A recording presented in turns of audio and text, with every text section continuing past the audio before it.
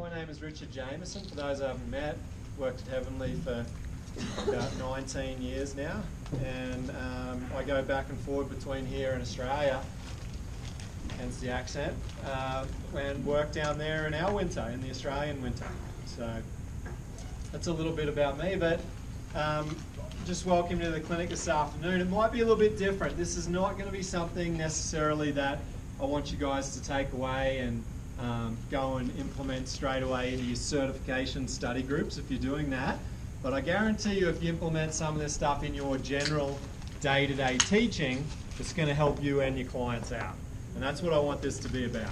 That's why it's called the nuts and bolts, because I was thinking through the start of the year, we go to a lot of trainers' trainings and clinics of the trainers to decide, hey, what information are we going to pass down to the staff to make our ski school better so that our guests have a better time. And these are things that you see all the time. Lots of models, lots of theories. You've probably heard some of them. And this clinic is not going to be about that. If I mention a model or a theory, you can throw a Sprite can at me halfway through. Because I think if you spend too much time thinking about models and theories, teaching skiing can get overwhelming, right? It can get all too much. Hold on, which model am I doing now? And that's why I put this film clip up. I'm like, crikey, I've got all this stuff flying around in my head and it's blowing my mind. How is that going to help your guest out if you got all this information in your head? So what we're going to do is we're not going to look at models or theories. We're just going to look at good skiing. And so as we go through the clinic, if you have any questions, just chuck your hand up and we'll answer them then and there so that you get a good, clear idea of what I'm talking about. And the three goals for the session would be for you to come out with a better understanding of what good skiing is. And when I say good skiing, this is going to be at all levels, from beginners all the way through to experts. And we're going to do that by comparing images. So like the one on the right, we're going to compare, I consider that to be pretty good skiing. We're going to compare that to some of the guests that we get to ski with and have a look at the two images and go, hold on, what can I change in my guest to make it look a little bit more like that concept of good skiing? Does that make sense? Now, yeah. Prioritizing, thanks Noe, the prioritizing at the end just means, okay, what are you going to choose to work on first? What's the priority that you're going to do stuff in? So it's going to be very movement analysis based, looking at skiing, comparing images, and then figuring out, hold on, what am I going to work on with this guest? So, we're going to kick it off with some easy ones. A good wedge stop. Would you agree that picture on the left looks like an okay wedge stop? All right. Well, here's some things that I consider mechanics that are good things in a wedge stop. You've got to first have a good straight run. So what's in a good straight run? What's some good things when a guest is coming down just in a straight line? What are you looking for?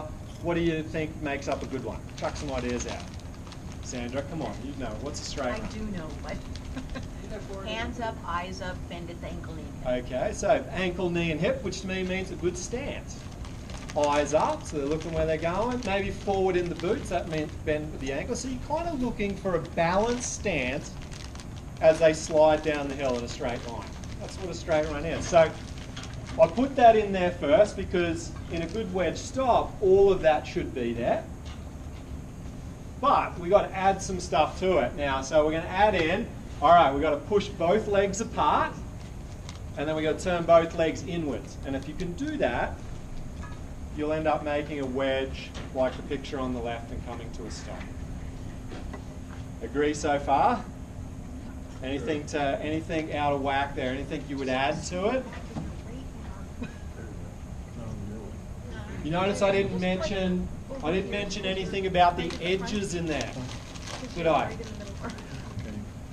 The edges probably happen though, and I've seen this a lot through the start of the year, you guys, where people are teaching wedge stops and they're brushing out and telling their guests to roll inwards onto the edges. Now, you don't need to necessarily do that straight away.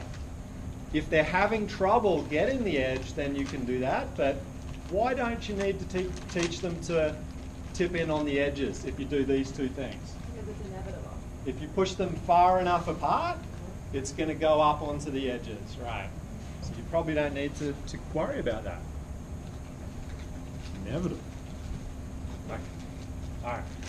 So here's a part of the comparing image piece. We're going to watch some video on what a good wedge stop looks like. Control speed and stop on a beginner slope. Later on, we use it to help us to turn at slower speeds. Some commentary. Two movements are blended together as one to create a good snowplow. These two movements are brushing the legs apart and twisting the legs inwards.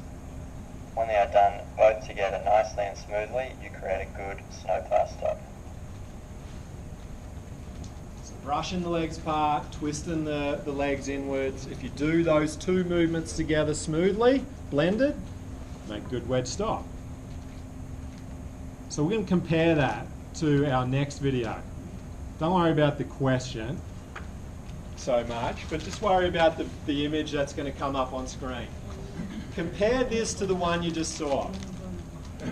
What's different?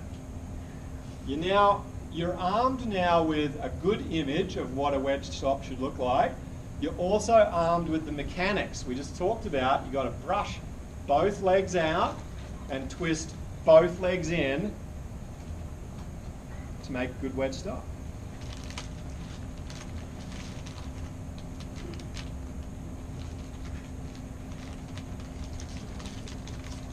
Okay, this is where you get to have a little chat in your tables. So I want you, and let's get the groups relatively even. I think, get a little pod together, have a chat about that video and say, hey, what was different? What would you work on? And I'll give you 2 minutes to come up with something and we'll have a chat about it.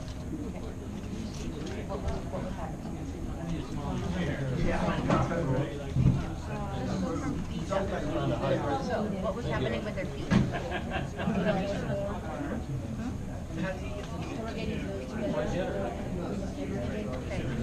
What else?